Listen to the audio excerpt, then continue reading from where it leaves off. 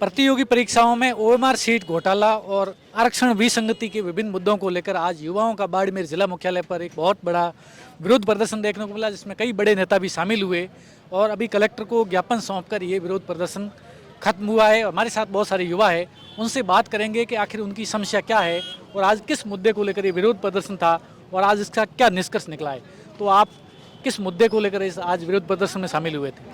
हम OMR sheet घोटाला और चतुर्थ श्रेणी की कट ऑफ अधिक जाना, इतना किसी को पता नहीं था कि इतनी अधिक कट ऑफ जाएगी और सब देखकर चौंक गए कि क्या कट ऑफ रही है। यहाँ किसी का आसपास में 1-2 का सिलेक्शन हुआ, नहीं तो आज बाड़मेर के 2500 युवाओं का यहाँ सिलेक्शन होता।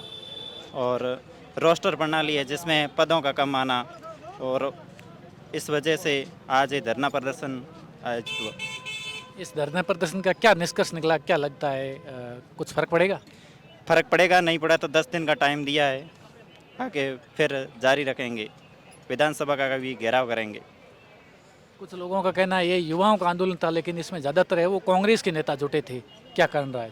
कांग्रेस और बीजेपी का यहाँ कोई लेना देना नहीं था, जो आता उनका स्वागत है। और वैसे भी यहाँ युवाओं का धरना था, आने से किसी को मना नहीं किया था, कोई भी पार्टी का आए कोई भी आए। जो हमारे साथ खड़े थे वो युवाओं के लिए खड़े थे, कोई यहाँ पार्टी का लेना देना नहीं था। आप कितने टाइम से तैयारी कर रहे हो और अभी कौन कौन से एग्ज़ाम दिए आगे आने वाले टाइम में? हम 5 साल से तैयारी कर रहे हैं और अब मैं कृषि परीक्षा की तैयारी कर रहा हूँ, जिसमें 1100 पोस्ट है और उसका एग्ज़ाम 18 अप्रैल को है। आपका नाम? मेरा नाम दीपाराम है, धनोक बाड़मेर से। जो ये सरकार है बड़े बड़े दावे करती है, खोखले दावे करती है, इतने हमने नियुक्तियां दे दी, इतने पद निकाल दिए, इतनी भर्तियां करा दी, तो उनसे पूछना चाहते हैं कि आपने उम्र कितनी बदली, वो हमें बता दीजिए, हम संतुष्ट हैं। भले पद भले 5 आए, 10 आए, 20 आए, उसमें अगर एक भी घोटाला न हो, सही सलामत भर्ती हो जाए, भले 100 पदों की क्यों ना हो, हम संतुष्ट हैं। पद भले आपके पास कम हो, आप पद कम निकाली, लेकिन उसमें कोई भी धांधली ना हो, किसी प्रकार का कोई घपला ना हो, एकदम स्पष्ट निष्पक्ष रूप से परीक्षा संपन्न हो जाए तो ठीक है। अब कहीं कहीं सेंटर दे देते हैं, कहीं वो विक्षक नकल करवाते फिरते हैं, कहीं कैमरा वो लगे पड़े हैं, कोई काम के नहीं है, कहीं कहीं देते हैं। एक ही दिन परीक्षा हो, एक ही पारी में परीक्षा हो, एक ही एग्ज़ाम हो पूरा, तो एकदम सही चलता है। नॉर्मलाइजेशन अभी चतुर्थ श्रेणी में मेरा हुआ, तो मैंने थोड़ी कहा था कि उनको कि मेरी फर्स्ट शिफ्ट दे दीजिए और मेरे वो नंबर कम कर दिए। मुझे तो 5वीं शिफ्ट आती तो भी मैं वो पेपर सोल्व करता और मेरे नंबर उतने ही आते, और उसमें नंबर मेरे खूब आए थे, फिर भी वो कम करके बाहर फेंक दिया सीधा।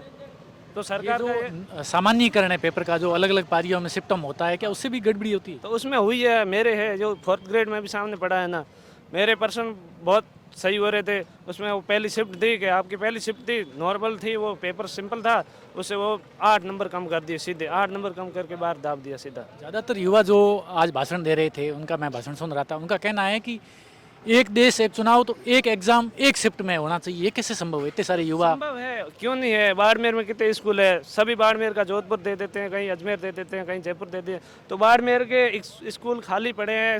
आपके पास सरकारी सिस्टम है, टीचर है, विक्षक है, आप लगा दीजिए।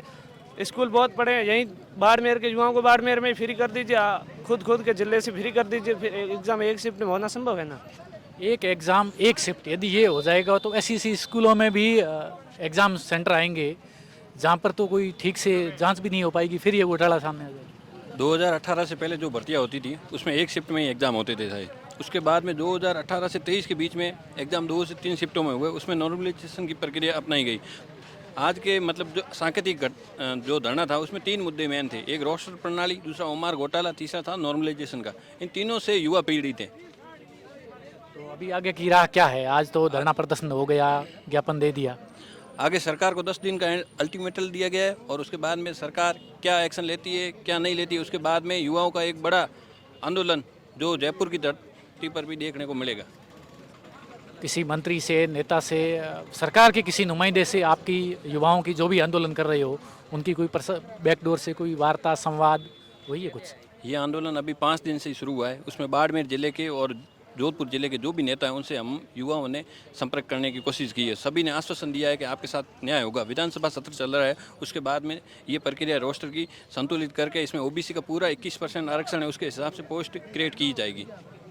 अभी जो आगे कल से विधानसभा का सत्र भी शुरू हो रहा है, तो उम्मीद है कि युवाओं की बात सुनी जाएगी। जी बिल्कुल, हमने प्रत्येक नेताओं से अपील की है कि आप हमारी ये मांग विधानसभा में उठाओ और हमारे साथ न्याय करवाओ। उन्होंने पूर्ण आश्वासन दिया है कि हमसे जितना हो सकेगा हम आपकी मांग विधानसभा में उठाएंगे और न्याय की हमें उम्मीद है उन नेताओं से। तो ये युवा है जो आज के इस विरोध प्रदर्शन में शामिल हुए और इनका कहना है कि जो भी आरक्षण में विसंगति और जो रोस्टर प्रणाली है और ये जो भी तमाम मुद्दे हैं इनका सॉल्यूशन होना चाहिए और इसको लेकर तमाम नेताओं से संपर्क किया गया।